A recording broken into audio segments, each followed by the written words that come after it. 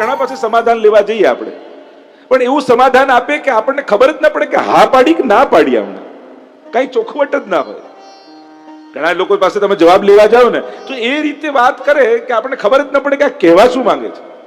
એટલે સમાધાન ત્રણ વસ્તુ પર, ત્રણ બાબત મહત્વની રાખે. એક, સમાધાન સચોટ હોવું જોઈએ, સ્પષ્ટ હોવું જોઈએ, ક્લેરિટી હોવી જોઈએ. જેની પાસે તમે સમાધાન લેવા ગયા એના જવાબમાં સ્પષ્ટતા હોવી જોઈએ.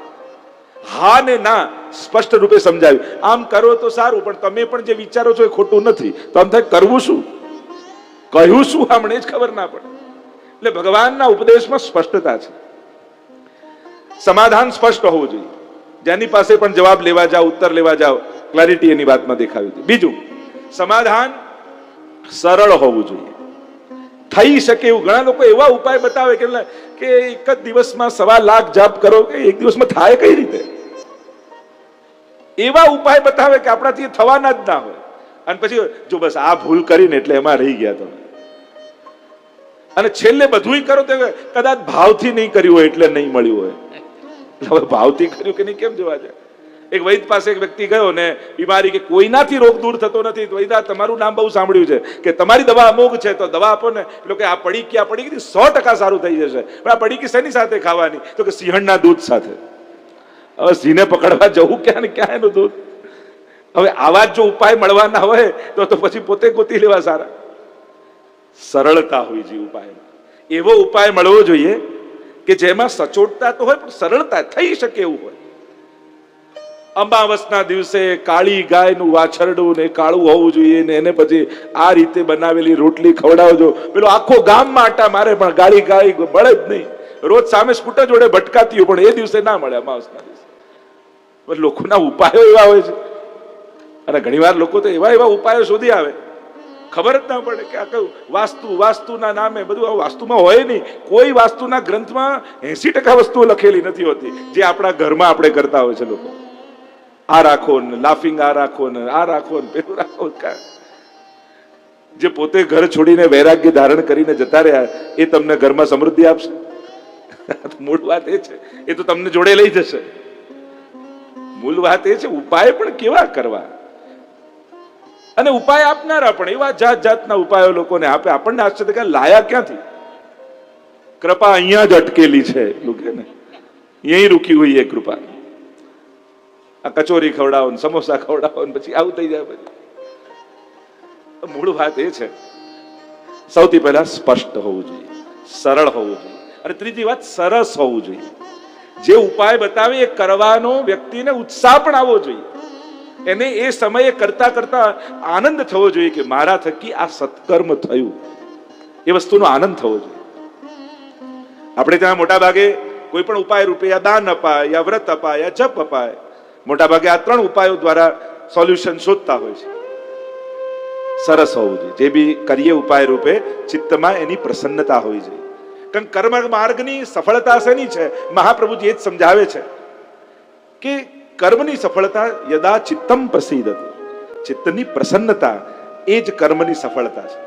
કોઈ પણ કર્મ જ્યારે કરો છો એના ફળ રૂપે ચિત્તમાં પ્રસન્નતા મળે છે, અને જો પ્રસન્નતા નથી તો એ કર્મ સફળ નથી.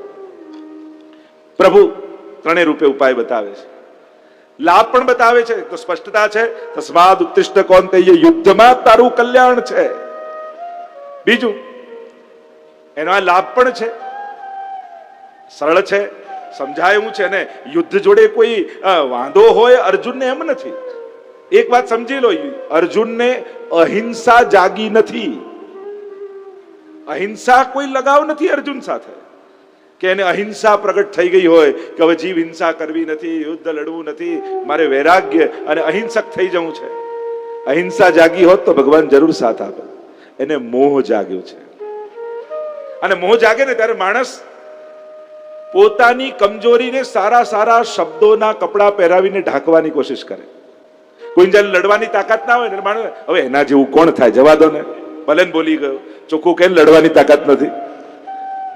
આપણે શું પોતાની ઉદારતા, પોતાની સમજણ બતાવી કે એના કરતા હું સમજદાર છું, એના જેવું કોણ થાય. હવે એના જેવા થવાની તાકાત નથી કહેતા. એમ ઘણી વાર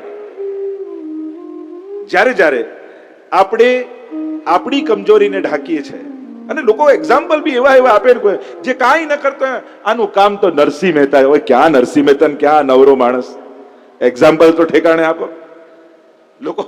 લોકો એવા એવા મહાપુરુષોના, ભગવાનના એવા ખરાબ જગ્યાએ એક્ઝામ્પલ આપતા હોય છે, એવી નબળી જગ્યાએ. ખરેખર આપણે એક અપરાધ છે. કોઈ છોકરો બહુ આમ નટખટ હોય, આ તો કૃષ્ણ જેવો. હવે ક્યાંક ભગવાન કૃષ્ણને ક્યાં અને આની જોડે સરખાવે? અમુક વાર અમુક વસ્તુ, અમુક જો નબળાને શ્રેષ્ઠી જોડે સરખાવ તો એના પ્રશંસા છે, પણ શ્રેષ્ઠીને નબળા જોડે સરખાવ તો એનું અપમાન છે. તમારા ઘરમાં કોઈ કામ કરવા બેન આવતા હોય અને કોઈ મહેમાન ઘરે આવે ને કે આ તમારા કામવાળા બેન તો બિલકુલ શેઠાણી જેવા લાગે, સેમ બંનેનો ચહેરો. પેલાનો ચહેરો ખીલી જાય કામવાળીનો, પેલાનો પડી જાય કે મારો આના જેવો ચહેરો. સરખામણી પણ ક્યાં થાય? કોની જોડે થાય? એમ જ્યારે પણ કોઈની સરખામણી કરતા હો ત્યારે વિચાર કરજો, ગમે તેને. એમ કારણ આ મનુષ્યની આદત છે. આપણે પણ દોષો, આપણી પણ કમજોરીઓ, કમાવાની ત્રેવડ ના હોય. હવે આ બધું મૂકીને જવાનું છે, શું દોડાદોડી કરીને? ચોખ્ખું કેમ કમાવાની આવડત નથી? લોકો પાછા એને કપાવે સંતોષમાં. અનાવડત અને સંતોષ બંનેમાં બહુ ફરક છે. જો જડ બનવું અને નિર્મોહી બનવું બંનેમાં ફરક છે. કસામાં મોહ ન રાખો એટલે એનો અર્થ જે મરતા હોય મરે, આપણે શું કહો ભલે ને એક્સિડન્ટ થયું, આપણે ક્યાંય ફોન ફસાવીએ નહીં. આવું થાય, જડ થઈ જવું થાય. અનાસક્ત બનવું અને જડ બની જવું બંનેમાં ફરક છે ને. બંનેમાં ફરક છે. વસ્તુ એક સરખી લાગે ઘણી વાર, પણ વૈચારિક રૂપે ઘણો મોટો ફરક છે. એટલે જ્યારે ભગવાન કોઈ એક શબ્દ વાપરતા હોય ત્યારે શબ્દનું ખૂબ ચિંતન કરી એ શબ્દને બહુ સારી રીતે સમજવું પડે. સત્ય પણ કહીએ છે તો સત્ય પણ કોઈ શબ્દનું નામ નથી, સત્ય ભાવનાનું નામ છે. કારણ કે સત્ય ઘણી વાર સાચા શબ્દો બહુ ખરાબ પરિણામ લાવવા માટે આપણે વાપરતા હોઈએ છીએ. આપણને સત્ય માટે આગ્રહ નથી હોતો, એનું ખરાબ થાય, એનું અપમાન થાય એના માટે હોય છે. પછી શબ્દો પણ સત્ય રહેતા. સત્ય ભાવનું નામ છે. તમારું ઇન્ટેન્શન સત્ય છે કે નહીં? તમારી ભાવના સત્ય છે કે નહીં? શબ્દ કયા વાપરો તો એની અભિવ્યક્તિ છે, સત્યની અભિવ્યક્તિ છે શબ્દો. તો એ ઇન્ટેન્શનનું નામ છે. તમારા ભાવનામાં સત્ય છે, અને જો એમાં સત્ય નથી તો બોલેલા શબ્દો પણ સત્ય નથી. કારણ કે તમે સારું કરવા માંગતા નથી. જે સત્યના પરિણામમાં સારું ન હોય એને સત્ય કેમ કહી શકીએ? તમે એનું અહિત કરવા માટે સાચું બોલો તો એને સાચું કેમ કહી શકાય? કારણ કે તમે તમારું ઇન્ટેન્શન એનું બગાડવાનું છે. સત્ય ક્યારે પણ ખરાબ ન હોઈ શકે, એનું પરિણામ ખરાબ. જેનું પરિણામ ખરાબ હોવાનું હોય એને સત્ય કેમ કહી શકાય? સત્યમેવ જયતે આપણે જ્યારે કહીએ છીએ ત્યારે શબ્દોથી ક્યારે જય થતો નથી, સત્યનો ભાવનાથી થાય છે. તમારા ભાવમાં સત્ય હશે તો શબ્દોમાં ક્યારે અસત્ય હશે છતાંય પરિણામમાં સત્ય પાછું મળશે. તો આ થોડા શબ્દોના ફરકો સમજવાની જરૂર છે. અને એ ન સમજવાને કારણે ઘણીવાર આપણને ધર્મગ્રંથો પણ પ્રેક્ટિકલ લાગતા નથી કે આવું કરીને થોડી જીવાય, આવું કરીને થોડી જીતાય. કારણ આપણે આ બધા વાક્યોને કેવલ શબ્દો માન્યા છે, એની ભાવનાનો વિચાર નથી કર્યો. અહીંયા ધૃતરાષ્ટ્ર જ્યારે બોલે છે સૌથી અધર્મી એ છે, અને એના મુખમાં પહેલો શબ્દ કયો આવે છે? ધર્મ. ધર્મ ક્ષેત્રે કુરુક્ષેત્રે સમવેત્તા યુયુત્સવ મામકાહ પાંડવાશ્ચૈવ કિમ અકુર્વત સંજય. જે અર્જુનની વાત કરી રહ્યા હતા કે અહિંસા જાગી હોત તો ભગવાન એને સાથ આપત. એને મોહ જાગ્યો છે. એને મારવા જોડે વાંધો નથી. હમણાં ત્યાંથી કાઢીને બીજા દિવસે બીજી જગ્યાએ યુદ્ધ કરવા લઈ જાઓ, તૈયાર છે અર્જુન. એને યુદ્ધ જોડે ક્યાં વાંધો છે? એને મારવામાં ક્યાં વાંધો છે? એને તો સ્વજનોને મારવા નથી, ભગવાનને આ મોહ જોડે વાંધો છે. કારણ કે બે પ્રકારનો અહંકાર અર્જુનના મનમાં એ સમય પ્રગટ થયો. એક, હું મારીશ તો બધા મરી જશે, અને હું નહીં મારું તો બધા બચી જશે. આ બંને મોહ છે. શું અર્જુન નહીં મારે તો બધા બચી જવાના છે, અને અર્જુન મારવા જશે તો બધા મરી જ જવાના છે? ભગવાને જેનું મૃત્યુ લખ્યું છે એને કોઈ બચાવી શકવાનું નથી, અને ભગવાન જેને બચાવવા માંગે છે એને બ્રહ્માસ્ત્ર પણ મારી શકવાનું નથી. પરીક્ષિત મહારાજ પર બ્રહ્માસ્ત્ર છોડ્યું, છતાંય ભગવાન ઉગારવા માંગે તો ઉગરી ગયા. અને ભગવાન જેને અમરત્વના વરદાન હતા, ચિરંજીવી હતા, ઈચ્છા મૃત્યુના વરદાન હતા, એ પણ જીવી ન શક્યા. કારણ કે ભગવાને ઈચ્છ્યું હતું કે આ મરે. અર્જુનને અહંકાર એ આવ્યો છે કે હું કરનારો છું, હું મારનારો છું અને હું બચાવનારો છું. અને ભગવાન આની સામે વાંધો કરે છે. આ કાઢવું છે હૃદયમાંથી. અને જ્યારે આ નીકળી જશે અને કરવાના કરતુમ અકર્તુમ અન્યથા કરતુમ પરમાત્મા છે એ ભાવ જો હૃદયમાં ધારણ થઈ જશે, પછી મારવાનું પણ પાપ અર્જુનને નહીં લાગે. કારણ કે નિમિત્ત છે. કોઈ તીર છોડે તો તીરને પાપ લાગે કે છોડનારને લાગે? જવાબદારી કોની? પછી તો બાણ બનવાનું છે ભગવાનનું. છોડનારા ભગવાન છે અને બાણ અર્જુન બની જાય. અર્જુનનો ખભો લેવાનો છે. બસ આ જ કળા ભગવદ્ ગીતા શીખવાડે છે. આ જ સમજણ ભગવદ્ ગીતા શીખવાડે છે. અહીંયા ધૃતરાષ્ટ્ર શરૂઆત કરે છે ગીતાજીની ધર્મ ક્ષેત્રે કુરુક્ષેત્રે સમવેતતાયુ. સાધારણ ભાષાંતર કરું તો ધર્મક્ષેત્ર એવા કુરુક્ષેત્રમાં યુદ્ધની ઈચ્છાવાળા, ભેગા થયેલા યુદ્ધની ઈચ્છાવાળા મામકાહ પાંડવાશ્ચૈવ, મારા અને પાંડુના પુત્રો કિમ અકુર્વત સંજય, શું કરી રહ્યા હતા? આ સીધું સાધું ભાષાંતર. શરૂઆત થઈ ધર્મક્ષેત્રે. ધર્મ શબ્દથી પ્રારંભ થયો. કારણ કે ગીતાનો પાયો ધર્મ છે. એટલે ભગવાને પણ કહ્યું યદા હિ ધર્મસ્ય ગ્લાનિર્ભવતિ ભારત. ધર્મની ગ્લાની. અને ધર્મની ગ્લાની કેમ થાય? ધર્મની હાનિ ક્યાંથી થાય? પાપીઓથી ધર્મની ગ્લાની થતી નથી, પણ ધર્મશીલ લોકો ધર્મ પાળવાનું છોડી દે છે ત્યારે ધર્મની ગ્લાની થાય છે. જેના માથે ધર્મની જવાબદારી છે એ પોતાના ધર્મથી ભાગે છે ત્યારે ધર્મની ગ્લાની થાય છે. અસુરો તો પાપ કરવા માટે જ પેદા થયા છે. આસુરી વૃત્તિને સ્થાપવા માટે જ પેદા થયા છે. અસુરો હાનિ નથી કરતા. સજ્જન વ્યક્તિઓ ધર્મ કરવાનું છોડી દે છે ત્યારે ધર્મની ગ્લાની થાય છે. ધર્મનો પ્રચાર પણ, ધર્મનું જીવંતપણું પણ કેવલ પોસ્ટરો અને બેનરો લગાવવાથી નહીં થાય, ધર્મ જીવવાથી થાય છે.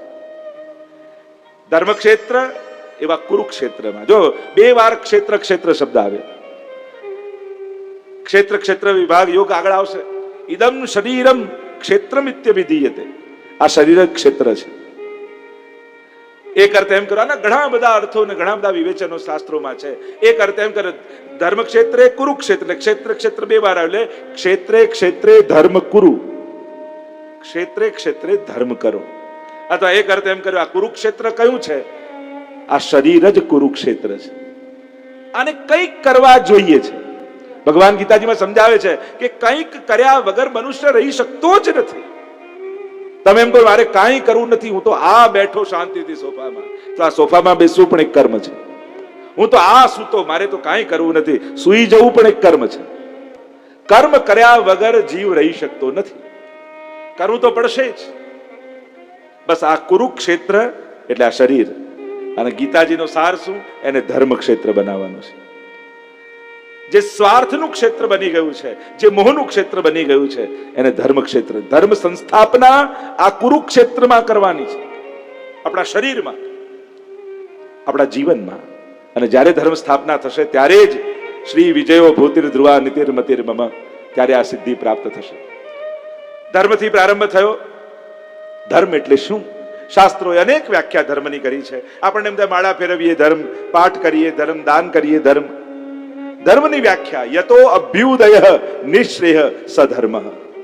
જેનાથી અભ્યુદય થાય એ ધર્મ છે. અભ્યુદય થાય એટલે જો મન, વાણી, કર્મ, વિચાર આ બધાનું અભ્યુદય. સાધારણ આંખ બધું જુએ છે, પણ એ જ ધનને જોતા આંખને ભોગવવાની ઈચ્છા થાય છે કે ભોગ ધરવાની ઈચ્છા થાય છે, મેળવવાની ઈચ્છા થાય છે કે આપવાની ઈચ્છા થાય છે. બસ સમજનો ફરક આ જ છે. હું આટલું ધન મળ્યું, લાવ હું દાન કરીશ, આવો વિચાર આવે છે. તમે રસ્તામાં જતા હો અને 2 મૂર્તિ સામે પડી હોય, એક રામની અને રાવણની, તો તમે કઈ મૂર્તિ લો? રામની. પણ જ્યાં લેવા ગયા ત્યાં પેલાએ કહ્યું બંને ફ્રીમાં મળે છે, અને ત્યાં પેલાએ કહ્યું કે રામની મૂર્તિ તો પથ્થરની છે પણ રાવણની મૂર્તિ સોનાની છે, અને બંનેનું વજન 5-5 કિલો છે. હવે પછી તત્વ દ્રષ્ટિ આવી જાય ને સીધી. બસ આ જ દ્રષ્ટિનો ફરક છે. યતો અભ્યુદય, માણસનું વસ્તુ વ્યક્તિને જોઈને આવેલો વિચાર. ધર્મ એક વિવેક આપે છે. જીવનની ઉન્નતિ શેમાં છે, ઉત્થાન શેમાં છે? પ્રાકૃત જન્મેલો વ્યક્તિ એ સંસ્કૃત બની શકે છે? આ વિચાર એ ધર્મ છે. યા તો અભ્યુદય, આપણું અભ્યુદય સાધી શકીએ છીએ. જો બાળકનો વિચાર, યુવાનનો વિચાર, પછી એનાથી મોટા થાવ, 50 વર્ષના થાવ ત્યારે, 80 વર્ષના થાવ ત્યારે કેવા વિચાર બદલાય છે તમારા. અને 80 વર્ષે તમને એવું થાય મારો 16 વર્ષનો દીકરો મારી જેમ રોજ મંદિરે આવે તો કેવું સારું. તમને 16 વર્ષે વિચાર આવતો હતો? સમયે સમયે માણસની સમજણ બદલાતી હોય છે. જેમ જેમ સમય બદલાય, સંજોગો બદલાય, એમ એમ માણસની સમજણ બદલાય. અને બદલાવી પણ જોઈએ. 70 વર્ષના બે માણસ ભેગા થાય ત્યારે એની કઈ વાત હોય, કેવી ચર્ચા હોય. અને 20 વર્ષના છોકરાઓ ભેગા થયા હોય એમના વિશે કેવી વાત હોય. લોકોને ફરિયાદ થાય, જો ને આ બધા યુવાનો એમને બેઠા હોય છે રોડ પર ભેગા થઈને અને બધી હસી મજાક કરતા, તેમ તમે નતા કરતા 20 વર્ષના હો છો ત્યારે. એની સમજણ જ હમણાં એ છે, એની યુવાની છે. વૃદ્ધોને એમ થાય કે આ યુવાનો સમજી જાય ને વયોવૃદ્ધ સમજણ મેચ્યોર થાય તો સારું. અને યુવાનોને એમ થાય કે આ અમને નડે છે મજા કરવા. એ લોકો આનંદના વિરોધી માને છે વડીલોને. બસ અમારું સુખ આમનાથી જોવાતું નથી. જ્યારે ધર્મનું આચરણ જીવ કરે છે ત્યારે આ સંસારને જોવાનો એનો દ્રષ્ટિકોણ બદલાઈ જાય છે. ધારણાત ધર્મ, જે ધારણ કરવા યોગ્ય છે એને જ ધર્મ કહેવાય છે. કારણ કે ધર્મ વગર દુનિયાનો પાપીમાં પાપી માણસ હોય, નાસ્તિકમાં નાસ્તિક માણસ હોય, પણ ધર્મની ઈચ્છા તો બધા રાખે જ છે. અધર્મ કોઈને નથી જોઈતો.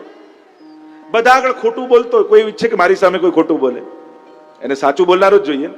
બધાને છેતરતો એવા બોસને કામવાળો રાખવાનો આવે, શું કે કોઈ ઈમાનદાર માણસ મળે ને તેને ગોતો. જોઈએ છે તો ઈમાનદાર. બધા આગળ ગુસ્સો કરતો હોય, કોઈ ઈચ્છે મારી સામે કોઈ ગુસ્સો કરનારો મળે, એને સામેવાળો તો શાંત જ જોઈએ ને. એને ક્રોધ નથી જોઈતો, શાંતિ જ. અધર્મી માણસ દુનિયાનો હોય ગમે તેટલો, પાપીમાં પાપી માણસ હોય, એને જોઈએ છે તો ધર્મ જ. કોઈને અધર્મની આકાંક્ષા નથી. પોતે ગમે તેટલું અધર્મ કરતો, 4 ચોર પણ ચોરી કરીને આવે ને તો શું કહે, ચલો ઈમાનદારીથી 4 ભાગ કરી લો. ઈચ્છે છે તો ઈમાનદારી. કોને અધર્મ જોઈએ છે? કોને જીવનમાં દુઃખ જોઈએ છે? જેનાથી સુખની પ્રાપ્તિ થાય ધર્મ. દુઃખ કોને? આપણે નાનકડા હોઈએ, નાના બાળક હોઈએ ત્યારે આપણને શીખવાડે વડીલો, આમ બેસાય, આમ બોલાય, આમ ખવાય, બધું શીખવાય. કોઈ શીખવાડે છે બેટા સુખ ઈચ્છવાનું અને દુઃખ નહીં ઈચ્છવાનું? કોઈને ટ્રેનિંગ આપવી પડે છે? સુખની આકાંક્ષા, ધર્મની આકાંક્ષા દરેકને છે જ. એટલે ધર્મ એક કલાક બચે એટલે કરવાની એક્ટિવિટી નથી, આપણા જીવનની ડિમાન્ડ છે, આપણી લાઈફની માંગ છે. એનાથી જ આપણે પૂર્ણ થઈએ છીએ. એટલે મનુસ્મૃતિમાં મનુ મહારાજે ધર્મના 10 લક્ષણ બતાવ્યા. દ્વિતીય ક્ષમા દમો સ્તેયમ શૌચમ ઇન્દ્રિય નિગ્રહ ધી વિદ્યા સત્યમ ક્રોધો દશકમ ધર્મ લક્ષણમ. 10 લક્ષણ બતાવ્યા મનુ મહારાજે. દ્યુતિ ક્ષમા, દમો અસ્તેયમ ધૈર્ય, ક્ષમા, અસ્તેય ચોરી નહીં કરવી. દ્વિતીય ક્ષમા દમો સ્તેયમ ક્ષમા આપવી. આ બધા ધર્મના લક્ષણ છે જેની તમે ઈચ્છા રાખો છો. દ્વિતીય ક્ષમા દમો સ્તેયમ શૌચમ ઇન્દ્રિય નિગ્રહ ધી વિદ્યા સત્યમ ક્રોધો, સત્યમ અક્રોધ. આ 10 લક્ષણ છે. અને આ 10 લક્ષણ ધારણ કરો ત્યારે તમે ધર્મશીલ કહેવાઓ, ધર્માનુકૂળ કહેવાઓ. કહેવાનો મારો અર્થ, ધર્મ એ વસ્તુ છે લાયસન્સ લઈને કાર ચલાવવા જેવું છે. તમે કાર લઈને નીકળ્યા, ટ્રાફિક પોલીસે તમને રોક્યા, ઉભા રહો, લાયસન્સ બતાવો. અને તમે લાયસન્સ બતાવો એટલે ખુશ થઈ જાય, વાહ વાહ લાયસન્સ લઈને કાર ચલાવો, આને તો માળા પહેરાવો ને આરતી ઉતારો, ખુશ થાય છે ના. પણ લાયસન્સ નથી તો ફાઇન કરે છે. તમારી પાસે લાયસન્સ નથી તો તમને દંડ કરે છે તો કઈ રાજી નથી થતું. આને કહેવાય ધર્મ. કરો છો તો કોઈ ઉપકાર નથી કરતા કોઈના ઉપર, નથી કરતા તો પાપ કરો છો. માણસ છો તો ધર્મ કરવો જ જોઈએ. તમે ઘણા લોકો એને ઉપકારની જેમ, પોતાના સત્કર્મોને બીજા ઉપર ઉપકારની જેમ ખપાવવાની કોશિશ ના કરો. આપણે હંમેશા આપણા ધર્મને જે આપણે બજાવવો જ જોઈએ, અને બજાવતા બજાવતા જાણે બીજા પર ઉપકાર કરતા હોય ને એ રીતે કહે, હું સાચું બોલું છું પછી તમે લોકો કેમ આમ નથી કરતા? તો તું સાચું બોલે તારે બોલવું જ જોઈએ. પણ હું ઈમાનદારીથી કામ કરું છું, હું દયા રાખું છું, હું બધાને માફ કરું છું, આ તમારો કોઈના પર કરેલો ઉપકાર નથી, આ તમારી ફરજ જ છે. તમે તમારો ધર્મ બજાવ્યો એનો અર્થ એ નથી થતો કે આખું ગામ તમને અનુકૂળ થઈ જાય. તમે તો કેવલ તમારી ફરજ બજાવી. લોકો તમે મેં એને આટલી મદદ કરી તોય પેલા આમ, હવે તો કોઈની મદદ જ નહીં કરવાની. હવે તે મદદ કરી એ તારી ફરજ છે, ધર્મ છે તારો. પેલાએ શું કર્યું એની જવાબદારી તારી નથી. એણે કેવો પ્રતિસાદ આપ્યો એ વિચારવાનો આપણો અધિકાર નથી, એ એનો ધર્મ આવી જાય છે. પણ આપણે આપણો ધર્મ બજાવ્યો એનો સંતોષ. તમે તમારા સદગુણોનો આનંદ નહીં લઈ શકો અને નહીં લો તો પછી સદગુણો બહુ વાર સુધી તમારી અંદર રહેશે નહીં, તમે જ એને છોડી દેશો. તમે કોઈને માફ કર્યો એનો ખુશી તમને નહીં થાય ને તો પછી માફ કર્યાનો અફસોસ જ રહેશે. આપણા સત્કર્મો ને આપણા સદગુણોનો આપણે આનંદ માણી શકીએ છીએ. પેલાએ તમારી જોડે આટલું બધું ખરાબ કર્યું છતાંય તમે મૌન રહીને સહી લીધું. હવે સહન કર્યો એનો અફસોસ છે કે આનંદ છે તમને? મોટા ભાગે અફસોસ લઈને આવીએ, જો ને આટલું કર્યું તોય પેલું આમ બોલીને ગયો. એની ખુશી હોવી જોઈએ, મેં સહન કર્યું. એનો આનંદ નથી. અને જે વસ્તુનો આનંદ ન થાય એ વસ્તુ બહુ વાર ટકે નહીં. જે વસ્તુમાં તમને આનંદ નથી આવતો એ વસ્તુ તમે છોડી દો છો. આપણા સદગુણો અને સત્કર્મોનો આપણે આનંદ નથી માણતા એટલે બહુ વાર સુધી સદગુણોમાં સ્થિર રહી શકતા નથી. પેલા એ ક્રોધ કર્યો તમે ન કર્યો, તમે તમારું ધર્મ બજાવ્યું, પણ હવે લાગમાં આવવા દો. આ વખતે તો નથી બોલ્યો, ફરી જોઈ લઈશ. ઘણી વાર લોકો કે ને અમને યાદ નથી રહેતું, યાદ નથી રહેતું. 20 વર્ષ પહેલા જે જગ્યાએ તમારું અપમાન થયું હોય એ ટાઈમ અને ડેટ સાથે તમને યાદ હોય છે કે પેલા એ ટાઈમે આમ કર્યું હતું, જિંદગીભર નહીં ભૂલવા. એટલે કે જે વાતનું ઇમ્પોર્ટન્સ તમારું મન સ્વીકારી લે છે ને એ ભૂલતું નથી, અને જે વાતને મહત્તા તમારું મન નથી આપતું એ તમને યાદ નથી. એટલે આપણી મેમરી વીક નથી હોતી, આપણો ઇન્ટરેસ્ટ વીક હોય છે. આપણે એમ સમજીએ કે આપણી યાદદાસ્ત કમજોર છે. ના, આપણો રસ કમજોર છે, આપણો ઇન્ટરેસ્ટ વીક છે. કારણ કે અપમાનમાં આપણને રસ છે. મારો ઈગો હર્ટ કર્યો, મને એટલે ભૂલતા નથી.